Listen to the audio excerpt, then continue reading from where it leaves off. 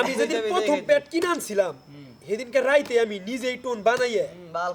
YouTube থেকে আমি নিজে এলো কাহার বাতালাম এলো একাই বাড়ি যাবো না এটাই দেবো এটাই যাবো আমি একাই দিছি আমার প্যাডা তো আমি আগে বাজাইছিলাম যে শহীদের কাছে গেছিলাম কই দিন বাজাইছে ও সৌদের কাছে গেছিল সরি তেল ঠিক আছে শহীদের কাছে তো কয় সপ্তাহ গেছি 3 দিন ক্লাস তে আইতে দাস না আবার 3 দিন হ্যাঁ তে দিছা টিয়া দিছি আমি কিন্তু টেহাড়া হে পায় নাই কে টেহাড়া এনে সিন্ডিকেট হইছে আর আমার দেখা করুন না বস্তা দেন নাকি একদিন টেহাড়া হইলো মিমের বাকি মাইরা খাইছে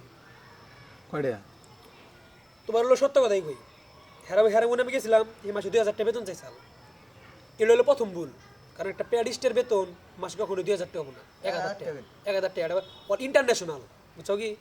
2000 টাকা আচ্ছা চাই গিয়া ওস্তাদ মানুষ পরে সোহেল কাকা 1500 কথা কইছে ভালো কথা তারপরে আমি 3টা ক্লাস করছিলাম 3 দিনই না 2 দিন গেছিলাম ঠিক আছে যাওয়ার পরে হে আমার মাসে 2টা যাই বুঝলাম পরে হইলো যা গেছিলাম যাওয়ার পরে আমার হইলো বেতন দেওয়ার সময় হইলো কথা কথা এখন আমার স্টে নাই তখন আমরা শুটিং করি কিন্তু 20 দিন 25 দিন 28 দিন করে শুটিং করতাম মাঝে মাঝে ওই সময় এখন আমার কাছে স্টে নাই দেখে আমি আর যাই গেতাইছি না কিন্তু আমি তখন বোকামি করছি আমি যদি তাও গেতাম ওস্তাদের কাছে তাহলে এতদিন আমি মনে করো যে মোটামুটি আরও ভালোবাসি প্যারিস থাকতাম যাই নাই পরে আমি 800 সরে আরে সোয়াল কাকার দিয়া গেছে কাকা আমার কাছে তখন টেয়া নাই আর আমি যাইতে পারবো না মনে এখন এইভাবে যদি বলি তার জিনিসটা ভালো দেখা যায় না তুই 800 সরে হেরাতে দিয়া কোষ যে ওর বাড়িতে থেকে হইলো জিনিসটা অ্যাকসেপ্ট করতেছে না মানে তোর বাচ্চা থেকে ওরকম সাপোর্ট দেয় নাই মাও না আব্বাও না টেয়া চাইলাম টেয়া দিল না কয় না অন্য হয়ে গেম লাগবো না পরে আর তো যাই না এবার সোয়াল কাকার আমি 800 সরে দিয়া গেছি চল দে নাই দেই নাই তো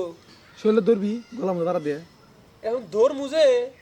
ধর মার নইলেও তো আমার আগে ওস্তাদের কাছে জান রাখবো সয়লা আবার স্বীকার করলি হইলো কত কবে কর ঘটনা আমি কি করছিলাম মামা আমি শিডল দিয়া মামা বেলায় গেল এখন কইলি কিছু না মামা ঢাকা থেকে বলতেছি ভাই ফোন নেবে আমার ফোনে ব্যালেন্স সব ফুরান্ত সেই ওই দাগের মধ্যে বসছি আনো নাম্বার সোহেলরে বলছি আসসালামু আলাইকুম আপনি কি সোহেল বলতেছেন তো হ্যাঁ কই আপনি মিমের আব্বু কই জি আমি মিমের আব্বু আমি ঢাকা থেকে বলতেছিলাম তো সিনিয়রদের দিয়ে কাজ করায় প্রডিউসার একজন